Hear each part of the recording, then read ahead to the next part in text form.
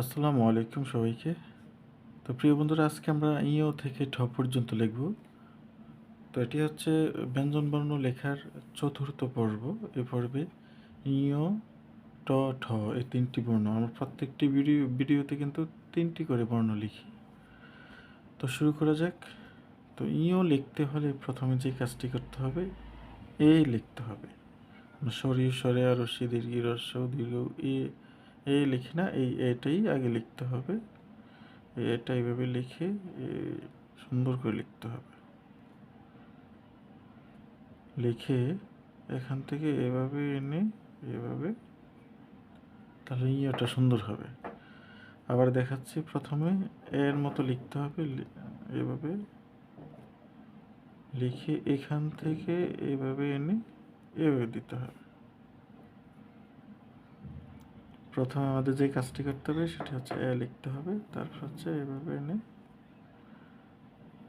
এভাবে এনে এভাবে দিতে হবে, তাহলে ইয়েটা সুন্দর হবে। বর্ণটি লিখতে হলে প্রথমে লিখতে হবে এর মতো এভাবে এনে এভাবে নামিয়ে এভাবে দিতে হবে, দিয়ে এখান থেকে এনে এভাবে। তাহলে বন্ধুরা ইয়োটা হয়ে গেল। এবার আমরা ট লিখব।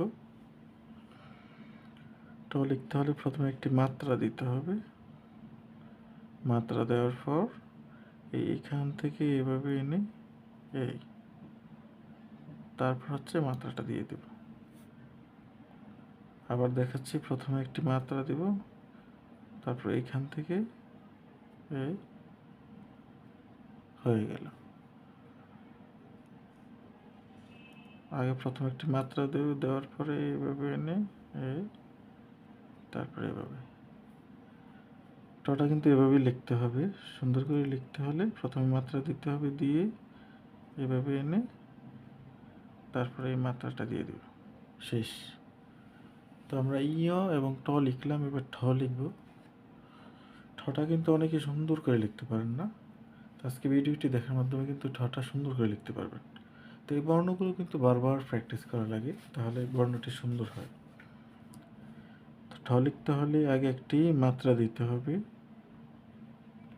এই যে মাত্রাটা দিয়ে এইখান থেকে এভাবে এনে এভাবে এনে উপরে তুলে দিতে হবে, ঠ হয়ে গেল। ঠ লিখতে হলে আগে মাত্রা দিব, যেহেতু এটি একটি পূর্ণমাত্রা বর্ণ।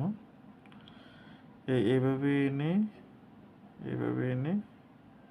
উপরে তুলে দিব, তাহলে ঠটা সুন্দর হবে। আবার দেখাচ্ছি, এখান থেকে এভাবে আনব, এ পর্যন্ত এনে এভাবে ঘুরিয়ে এনে উপরে।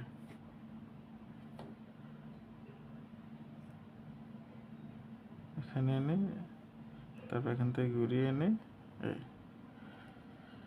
তো প্রিয় বন্ধুরা, ভিডিওটি ভালো লাগলে অবশ্যই একটি লাইক করে দিবেন এবং চ্যানেলটি সাবস্ক্রাইব করে রাখবেন। বেল আইকনটি বাজিয়ে দেবেন, যাতে পরবর্তী ভিডিওগুলো আপনি সহজেই পেয়ে যেতে পারেন। তো এগুলো একটি শিক্ষণীয় ভিডিও। তো এই ভিডিওগুলো দেখার মাধ্যমে কিন্তু আপনারা শিখতে পারবেন। তো আজকে এই পর্যন্ত। সবাই ভালো থাকবেন, সুস্থ থাকবেন।